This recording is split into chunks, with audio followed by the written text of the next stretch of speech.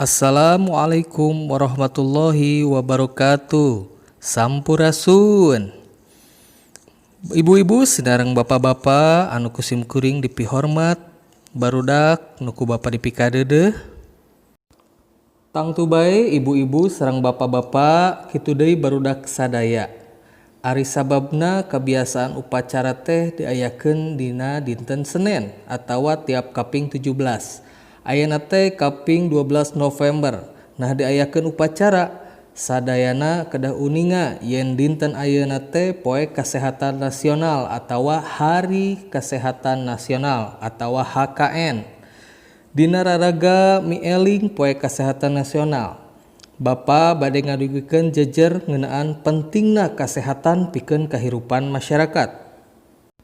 Naon ari sehat teh? Sehat teh dina basa Sunda mah disebutna cager, nyaeta kondisi panghadena tina awak, mental jeung sosial nepi ka urang biasa lumaku atawa barang gawe.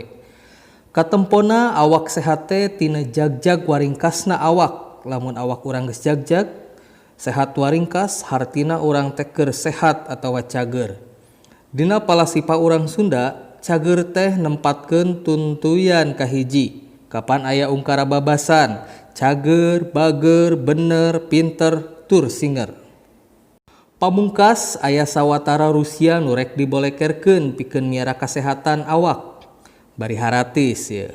Kahiji, nyadiakeun waktu. Sadiakeun waktu keur olahraga, teu kudu olahraga nu mahal. Aya olahraga nu murah nyaeta leuleumpangan jeung lelompatan. Sakitu wae biantara ti Bapa, mugi-mugi wae aya mangpaatna. Wassalamualaikum warahmatullahi wabarakatuh.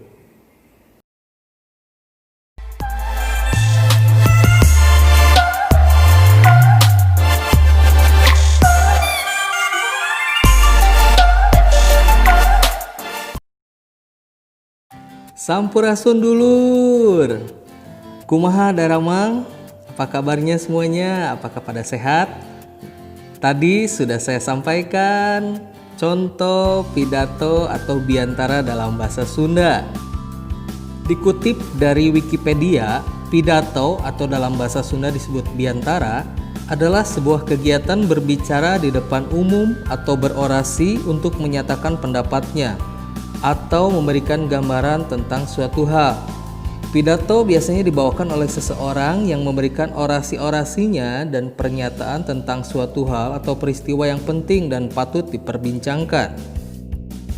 Jenis-jenis pidato. Pertama, ada pidato impromptu. Pidato yang dilakukan secara spontan atau tiba-tiba dipanggil untuk menyampaikan pidato dalam sebuah acara. Yang kedua, ada pidato manuskrip atau pidato dengan naskah. Dalam hal ini tidak berlaku menyampaikan pidato, tapi membacakan pidato. Selanjutnya ada pidato memoriter atau pidato yang ditulis dalam bentuk naskah kemudian dihafalkan kata demi kata. Ada pidato extemporer, pidato yang paling baik dan paling sering digunakan oleh juru pidato yang berpengalaman dan mahir. Kerangka susunan biantara atau pidato. Skema susunan pidato yang baik diantaranya: 1. Ada pembukaan dengan salam pembuka. 2. Pendahuluan yang sedikit menggambarkan isi. 3. Isi atau materi pidato secara sistematis, maksud, tujuan, sasaran, rencana, langkah, dan lain-lain. Yang terakhir adalah penutup, kesimpulan, harapan, pesan, salam penutup, dan lain-lain. Yap, penjelasan tentang biantara atau pidato dicukupkan sampai di sini dan saya akan sampaikan secara singkat saja. Semoga bermanfaat dan kita akan bertemu di video pembelajaran yang akan datang. Jangan lupa subscribe lah, itulah ya. Semoga menambah amal ibadah kalian. Terima kasih, hatur nuhun. Assalamualaikum.